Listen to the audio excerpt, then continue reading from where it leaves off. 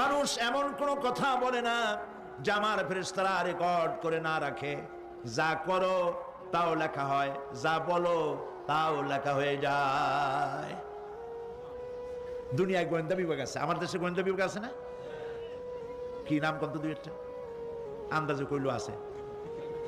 CID, DIB, DFI, arm intelligence, কত রকম গোয়েন্দা আছে, কত বাহিনী আছে আপনি টের পাবেন না। পাগড়ি একটা বান্ধে আপনার সামনে বসা, আপনি বুঝবেন না যে আপনার আমলনামা রেকর্ড করতেছে ওখানে বসে।